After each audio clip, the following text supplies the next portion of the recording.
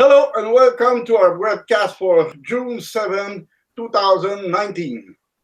My name is Christian Debré and this is Amy Asbrook, the director of Toujours Vivant, Not Dead Yet. Hello.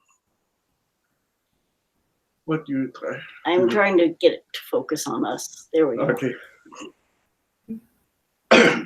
Toujours Vivant, Not Dead Yet is a non-religious organization by and for people with disabilities and our allies. Our goal is to inform, unify, and give voice to the disability rights opposition to assisted suicide, euthanasia, and other ending of life practices that discriminate people against discriminate against people with disabilities. One word at a time. Sorry, I was running to be on time. Okay. Today's topic, we have only one. The subject is communication, a life and death matter. So Amy will help us through this subject. Yes, I surely will. Okay. This week we are discussing the link between communication disabilities, augmentative and alternative communication or AAC devices, and situations where a person's life could be at risk for lack of communication access. Communication has two components, receptive and expressive. Receptive communication includes interpreting and understanding the information provided in addition to perceiving it. Though a deaf person will not perceive spoken language, but can interpret and understand gestural languages. Whereas a person, right. Whereas a person with aphasia may be able to hear that someone is speaking, but be unable to interpret or understand the meaning of the words. Expressive communication includes the ability to form thoughts and feelings into language and to generate the spoken, written, or gestural symbols to convey those thoughts and feelings in a manner that others will understand. So those are two pieces. Hearing and vision impairments, autism, brain injuries and strokes, dementia, cognitive disabilities, cerebral palsy, amyotrophic lateral sclerosis, multiple sclerosis, damage to the speech organs, and the use of breathing devices can all interfere with effective communication on a temporary or permanent basis. But so does not knowing the local language, and that's not considered a disability. And the deaf community basically interprets its experience, the experience of deafness, as just not speaking the language and not as a disability. So that's one way to look at it. Myths and biases can also interfere with communication. People who are unfamiliar with certain speech impairments often assume the speaker is drunk. And having a speech impairment is also wrongly equated with having a cognitive disability. That is very common. Which is not true. Even people, they are not drunk. They are not normally. Only meat bomb. Okay, I tried that. Sorry for people, but you know what I mean. It doesn't mean that those people doesn't have their head full person. Right, but that's, yeah. The assumption is that they have a cognitive disability, but it's not true. In medical settings, an inability to speak may be confused with a lack of consciousness, understanding, opinion, or capacity. Such assumptions can lead to mistaken diagnosis, imposing a substitute decision maker like a guardian we talked about last week, withdrawing life-sustaining care, and death. A person may not respond because they don't have the tools to signal their thoughts and feelings in a way that others can understand.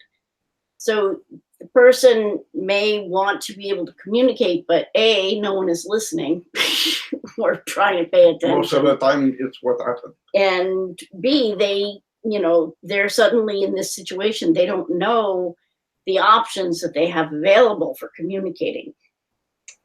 Someone may refuse breathing assistance also upon learning that it will affect their ability to speak.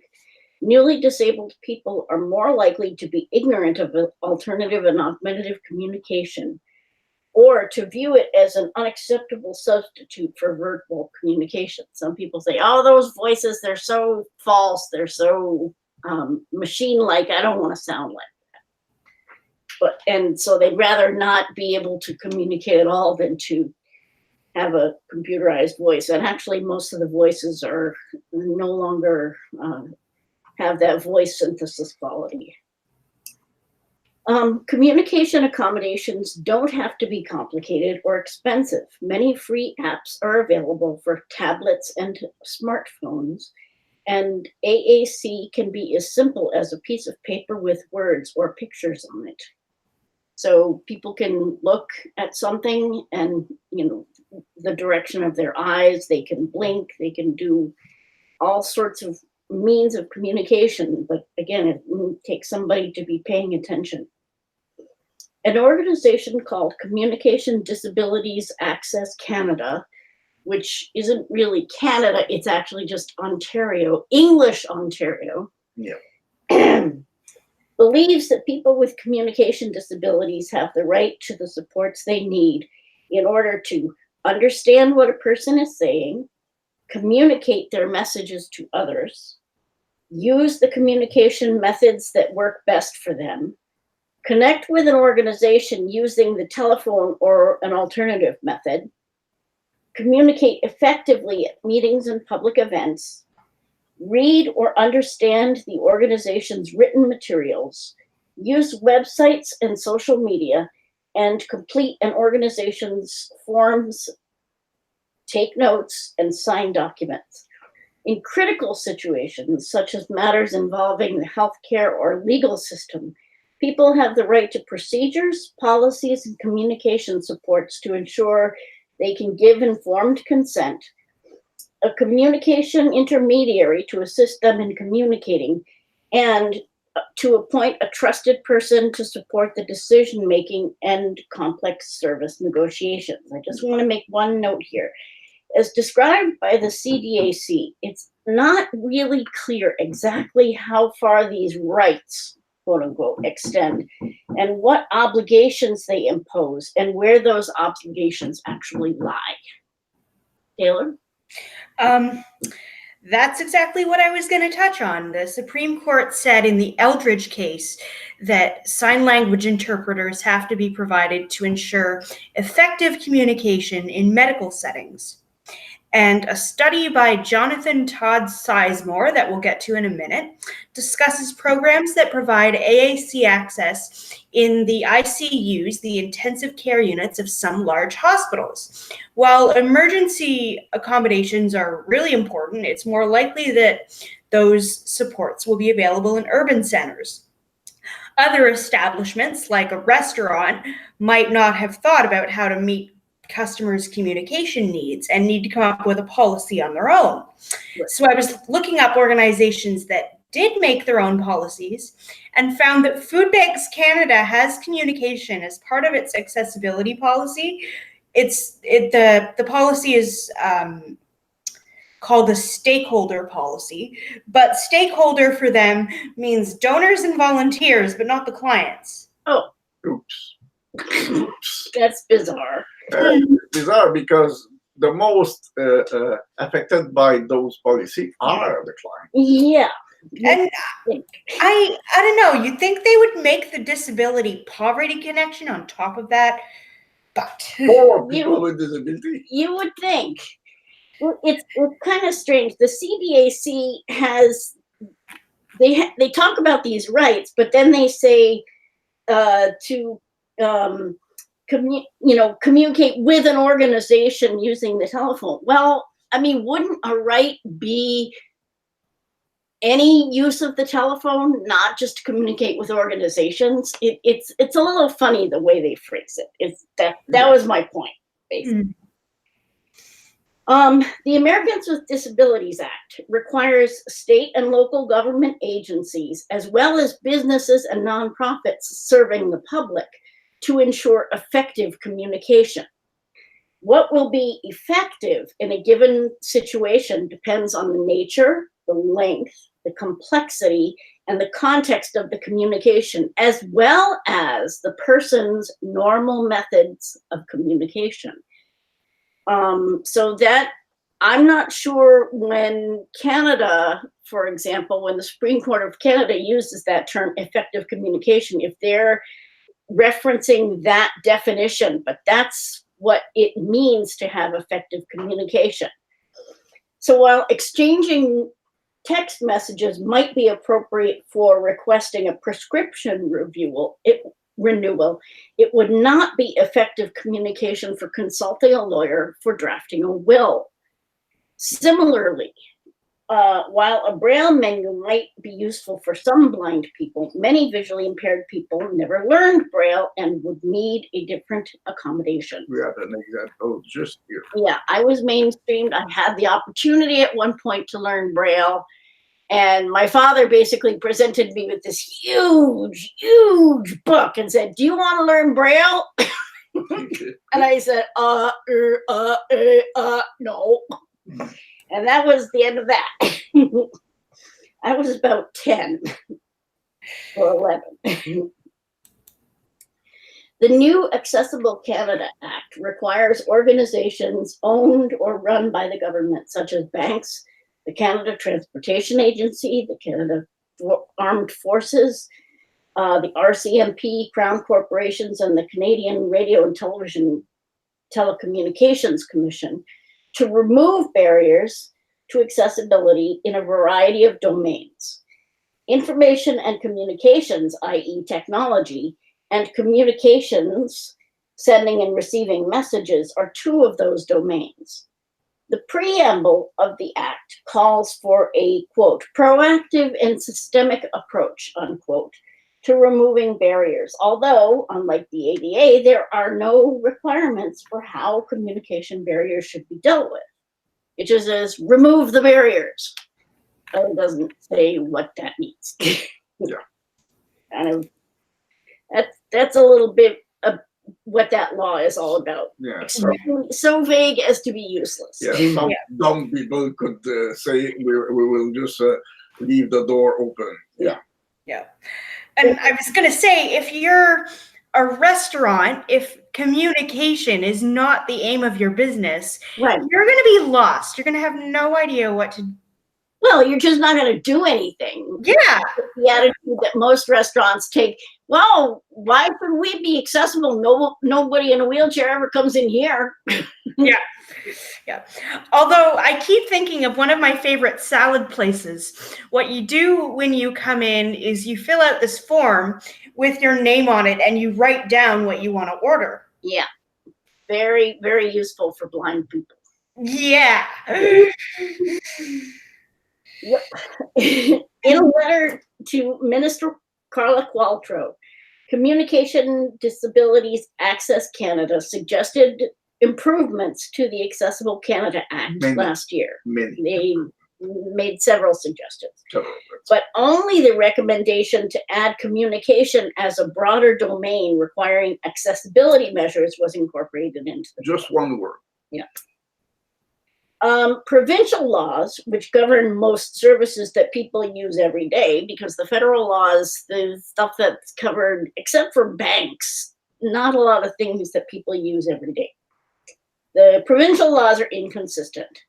The Accessibility for Ontarians with Disabilities Act calls on organizations to provide necessary communication supports, quote unquote, as part of its information and communication standard.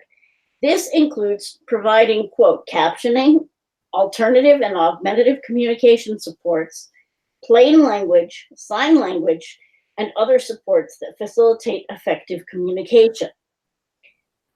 And that's the end of that quote. Since the Nova Scotia and Manitoba laws are relatively new, their standards are still being developed.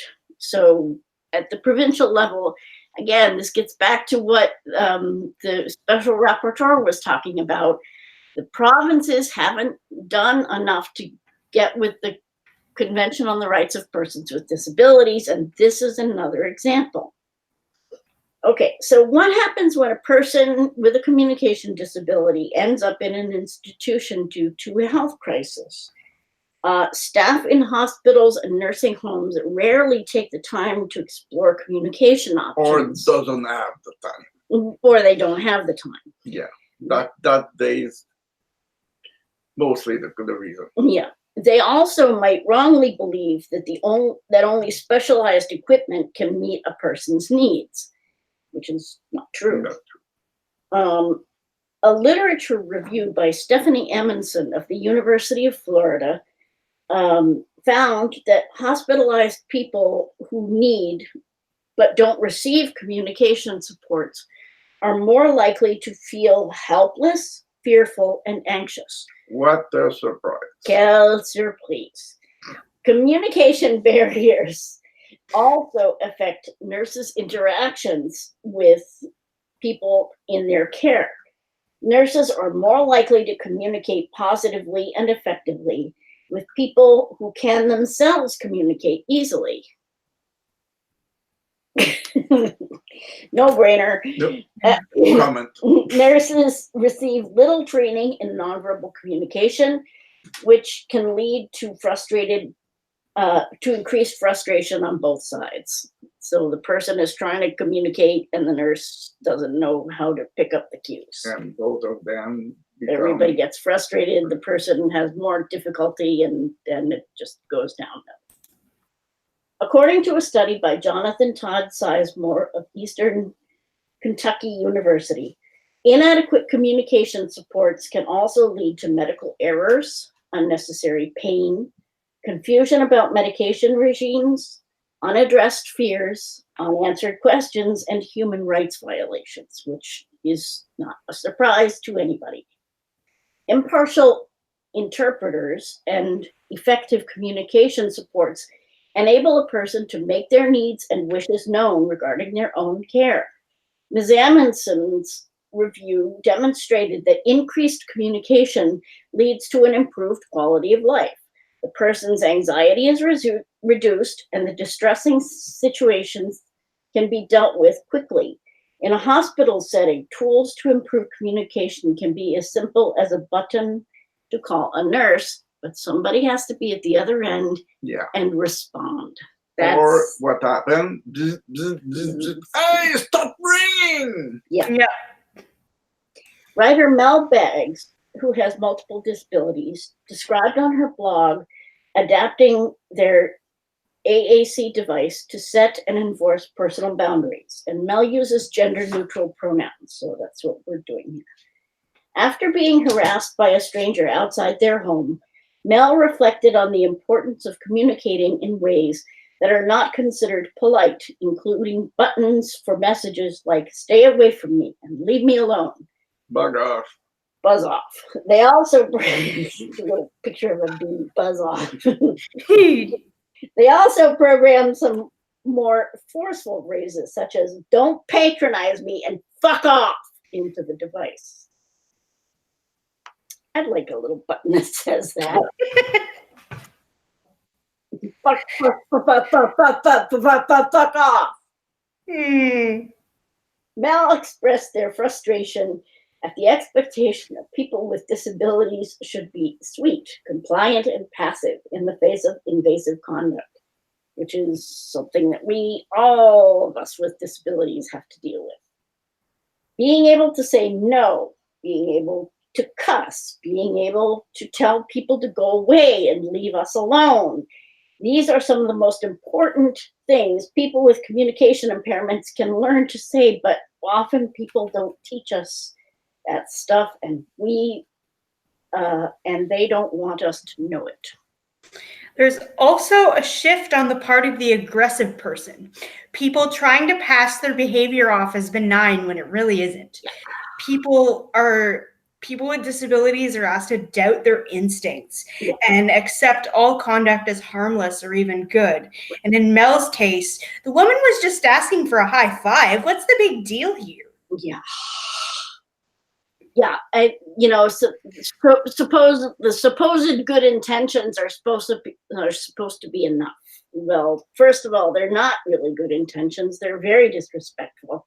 And secondly, no, good intentions are not good enough. Access to augmentative and alternative communication systems and being able to communicate effectively play a major role in end-of-life decision-making.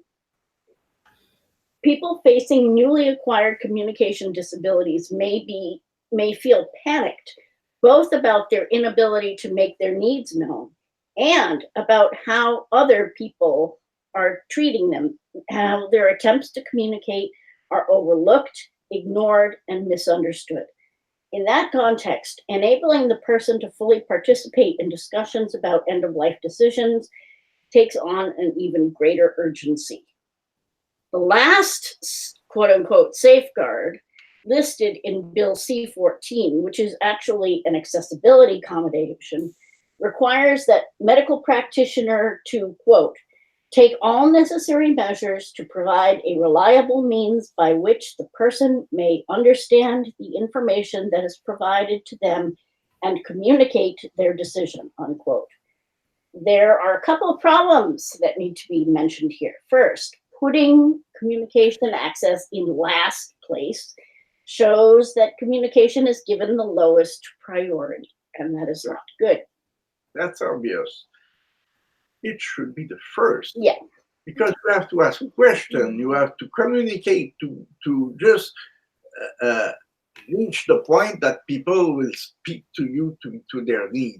Right, but that's the minimum. Yeah, but this is such a medicalized way of looking at things that, you know, this is the doctor communicating to the person.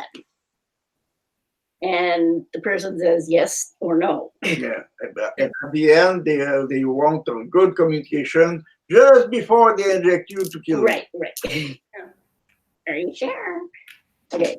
Providing communication access as a step in the application and eligibility determination process as a first step would reflect the primary importance of clear communication in end-of-life decision-making. So if they did that, that would be good, but they don't. The law does not require that the communication assistance provided be impartial and effective. For example, family members are often asked to speak for a disabled person, regardless of their potential conflict of interest, their views about the person's quality of life, or assumptions about the person's wishes and needs, which may be completely inaccurate and biased. Ms. Amundsen's literature review also showed that in the absence of an effective communication system for a hospitalized person, quote, decisions are often made by family members and even healthcare professionals. This is disconcerting as patient and family wishes do not always coincide. Just, Really? oh yeah, think about the nephew who want to inherit the old uncle. Yeah. Oh, my uncle definitely wants euthanasia. He told me. Yeah, he told me, yeah. As fast as possible. I need the money. Oh, sorry. If you think that it doesn't exist, it is existing. Be sure of that. A study of 31 ventilator users cited in the review found that less than half were directly involved in their healthcare decisions. That is not acceptable. No, again, they're being treated like objects, and the people around them don't think they have anything worthwhile to say. Right. Objects of medical care, and when somebody isn't quite human, it's a lot easier to kill them. Funny how that works. All right. Before her death, Carrie Ann Lucas wrote about loss of privilege of communication, to argue for policy change, to represent clients as a lawyer, to advocate on behalf of her children, and to direct her attendance. She had an excellent communication device and used it well. That wasn't the problem. The privilege she lost was an essential aspect of communication that goes beyond the expressive and receptive processes, to be listened to and respected by one's communication partner. Because in the end, even the clearest message relayed by the most advanced communication device cannot open a closed mind. So you can't control everything, and you can't control the other person, but at least having good tools to start is important. Okay, if you have any questions or want more information about the topics that we discuss here, you can visit our Facebook page at facebook.com/toujours vivant, not dead yet, all one word. You can visit our website at tvndy.ca. You can email us at info@tv-ndy.ca, or you can follow us on Twitter @TVNDY. Thanks to Christiane for helping out. Thank you, Thanks Annie. also to Taylor for Thank you, helping out. Taylor. And we will see you next time. Bye. See you Bye. soon. Bye. Take care.